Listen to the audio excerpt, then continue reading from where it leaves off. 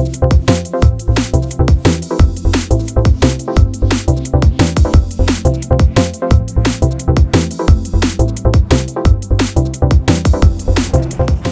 again, everyone, and welcome back to SFF180 and the third and final video this week in which I am revealing my most anticipated releases for 2023. And I just want to say I have been very gratified by the wonderful responses to the video so far.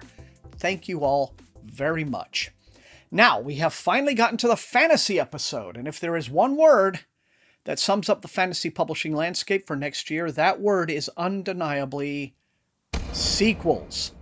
Simply put, 2023 is going to have us up to our eyeballs in book 2s and book 3s of pretty much any trilogy or duology that started either this year or in 2021, 2020, you name it, it's coming. And while I am just as excited as most of you for those books, I haven't included too many of them in this video.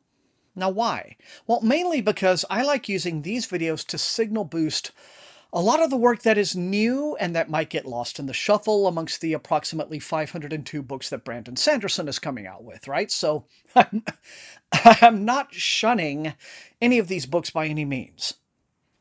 Okay, well, except for maybe Hellbent.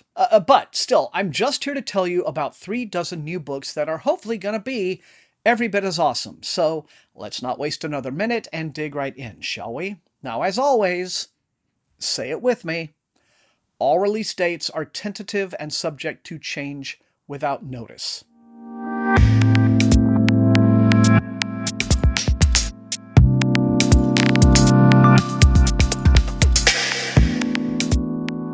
On January 10th, Harper Voyager releases The Daughters of Izdihar by Hadir Elsbai, the first in a duology set in a secondary world, inspired by modern Egyptian history about two young women from wildly different backgrounds who find they have far more in common than they knew, particularly in their struggle for the rights of women and their ability to fight for it with forbidden elemental magic.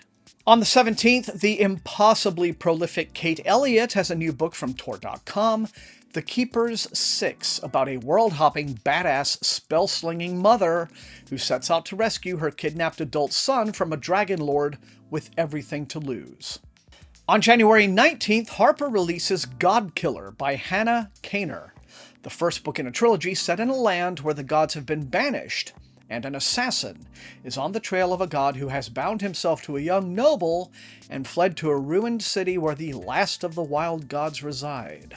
On February 7th, Random House releases the new novel by Salman Rushdie, and I have to say, in these days when the forces of fascism and oppression are trying to stamp out the written word, all the while claiming that they're the actual champions of free speech, Salman Rushdie is one writer who stands as the real deal, a symbol of heroism in the face of violent fanaticism. This is a man who spent 35 years under a literal death sentence for writing a book. And just recently, some son of a bitch came very close to collecting on that bounty. Now, I don't know when and if Rushdie will manage to write another book after this, but thankfully, we have a new one to add to all his others. Victory City is the epic tale of a woman who breathes a fantastical empire into existence, only to be consumed by it over the centuries. In the wake of an unimportant battle between long-forgotten kingdoms in 14th century southern India, a 9-year-old girl has a divine encounter that will change the course of history. The goddess tells the child that she will be instrumental in the rise of a great city called Biznaga, Victory City, the wonder of the world. On February 28th, Tor.com releases Kelly Barnhill's The Crane Husband, which is a modern-day retelling of an age-old Japanese folktale called The Crane Wife. Now, in this version, the teenage daughter of a fatherless Midwestern household must grow up quickly, doing whatever it takes to protect the family, when her artist mother brings home a massive crane, whom she believes is commanding her to weave a masterful tapestry. On March 1st, Kate Kenyon releases The Girl Who Fell into Myth, the launch of a new 4-volume series, The Arisen Worlds. This is a portal fantasy in which a young woman travels to the realm of Numenot, where, despite being raised in the modern world and possessing no magic of her own, she is determined to claim her place as the daughter of witches, and must face off against dangerous court intrigues and a powerful sorceress. The Adventures of Amina El Sarafi is the new book by Shannon Chakraborty, author of the Devabad trilogy, arriving March the 7th, which is looking like a wallet-busting day for fantasy readers. This is the first volume in a new trilogy of magic and mayhem on the high seas.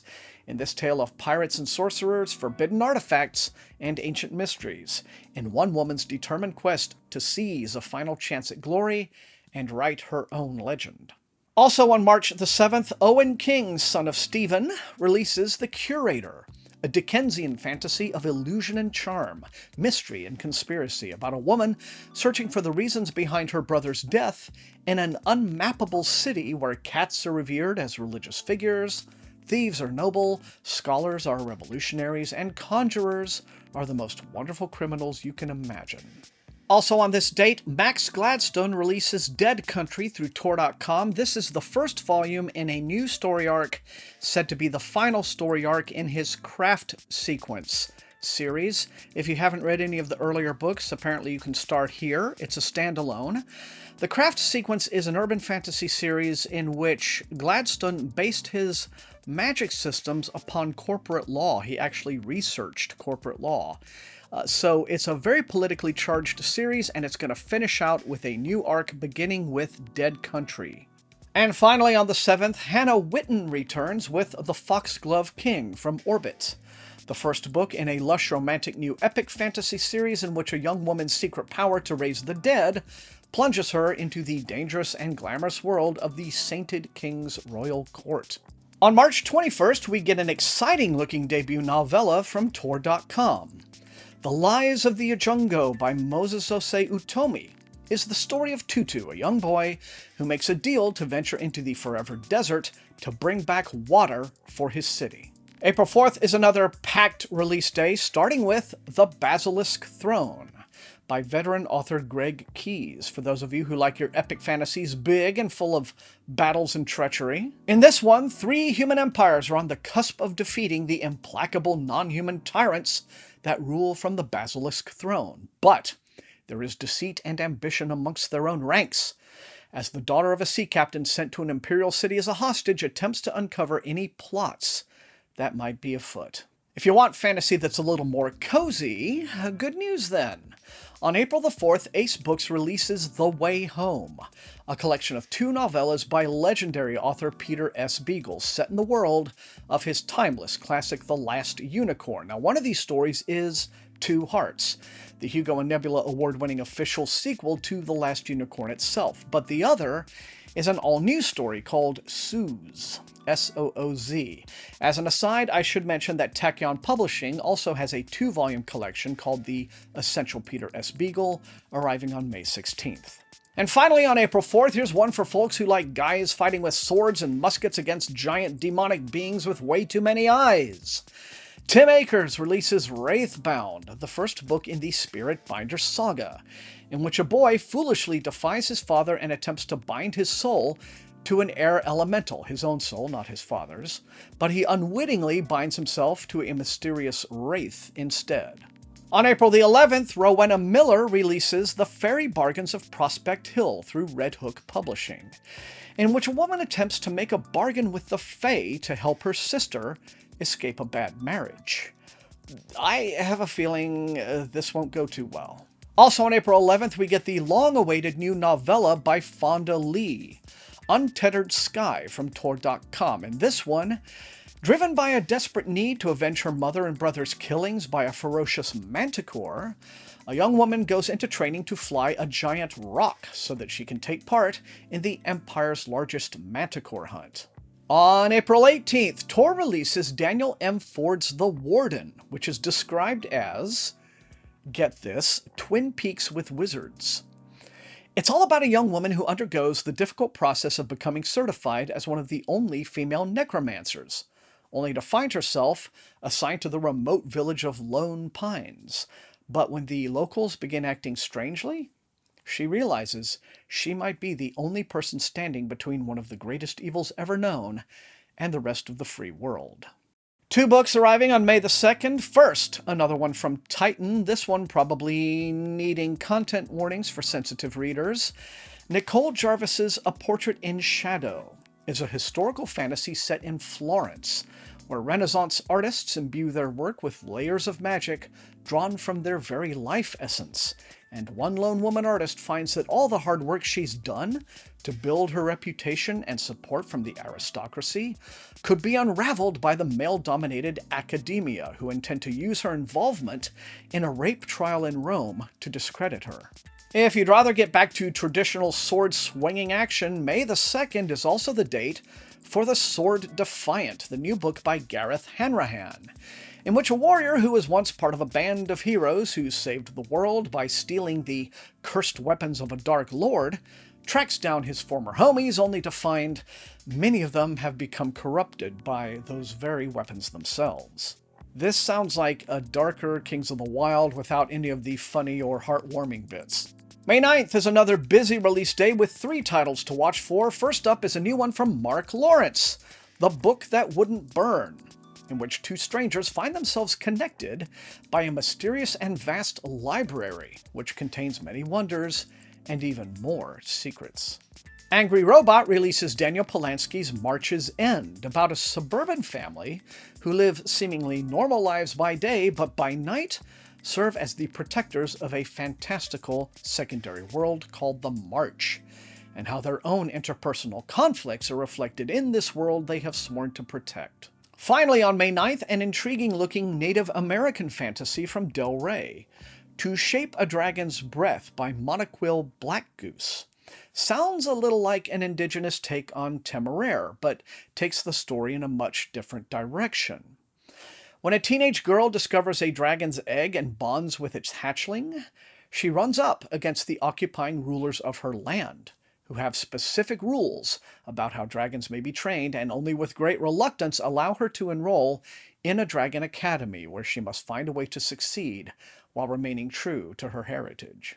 May 23rd sees the release of The Will of the Many from Saga Press, the new novel by James Islington, author of the Lacanius trilogy.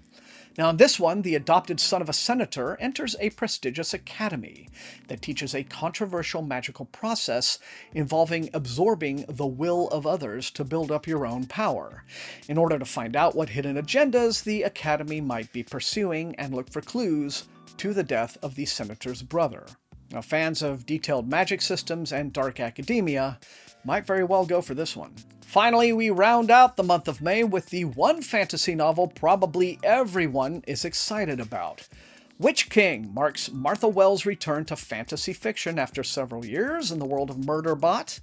In this one, a murdered mage whose consciousness has been trapped in water must find out the circumstances that led to his death, and why a sinister coalition suddenly seems to be growing in influence. On June 13th, Tor releases The First Bright Thing by J.R. Dawson, a magical circus story set in the years just before World War II, in which the rising tide of fascism is reflected in a dark circus with a malevolent ringmaster. And also on the 13th, Titan releases The Surviving Sky, the debut novel by Kritika Rao, set in a lush world of cataclysmic storms, planet-wide jungles, floating cities, and devastating magic, where magic-wielding architects keep cities grown from plants floating high above the surface. On June 20th, Tor.com releases the new book by S.L. Wang, The Water Outlaws, inspired by a classic of martial arts literature, in which a weapons instructor targeted by an imperial marshal on a vendetta joins up with a band of mountain outlaws who fight for justice for the vulnerable and oppressed. Another very busy day on July 11th with 3 books, starting with Darkwater Daughter. A woman named Mary, whose voice can control storms and who has been held in servitude to a pirate lord, offers her skills to his chief rival, while a disgraced naval officer pursues both the pirate and Mary for a talisman she has stolen.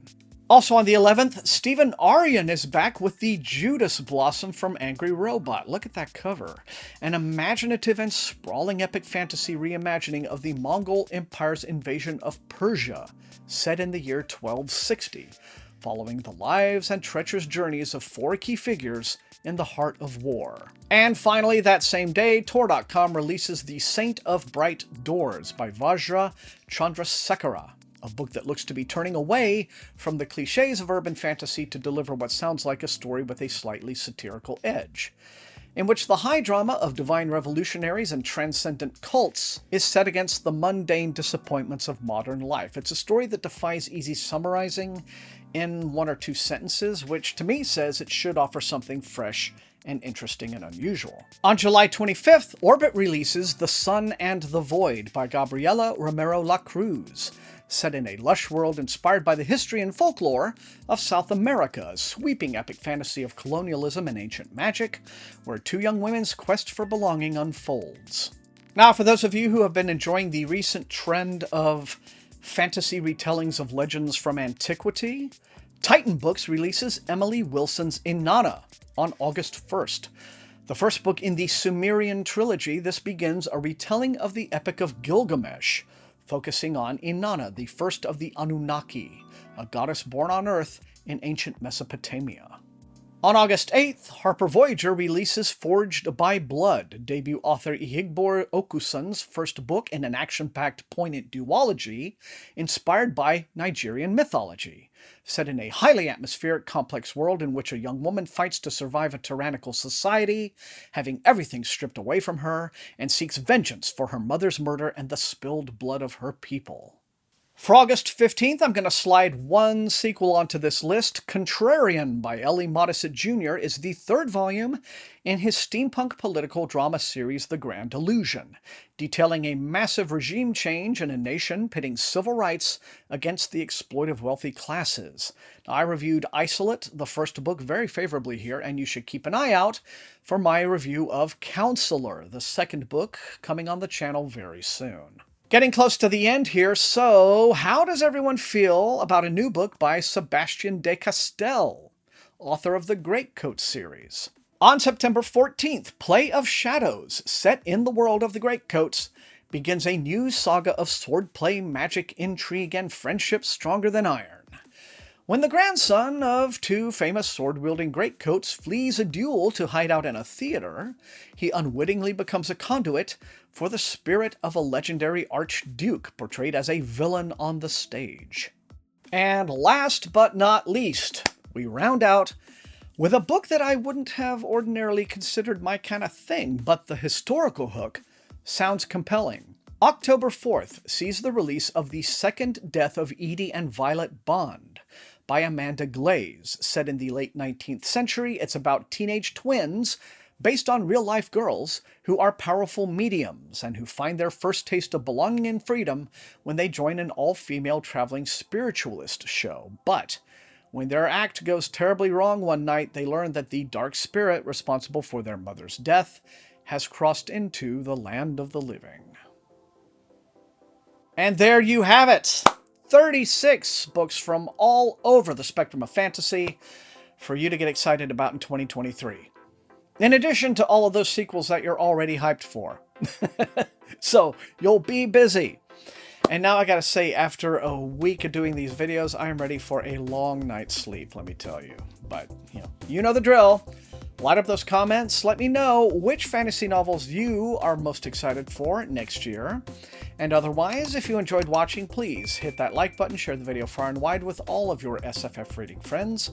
And above all, please subscribe if you have not done so. That is how the channel grows. You can also support the channel at my TeePublic store and at my Patreon, where recruits into Wink's Army sometimes get little perks like getting early access to some of my videos. I got a new Patreon this week. Thank you so much, Lee. Very generously joined the Admirals. But mostly what I use the Patreon money for is to pay Matt Olson, my wonderfully gifted and talented channel artist, who does all of my gorgeous and stunning thumbnails for me. So I'm very lucky to have him, and I'm very lucky to have you. Thank you so much for that additional support. I want to thank all the rest of you guys for being the very best viewers in all of BookTube, and until I see all of you next time, stay safe and healthy, and happy reading.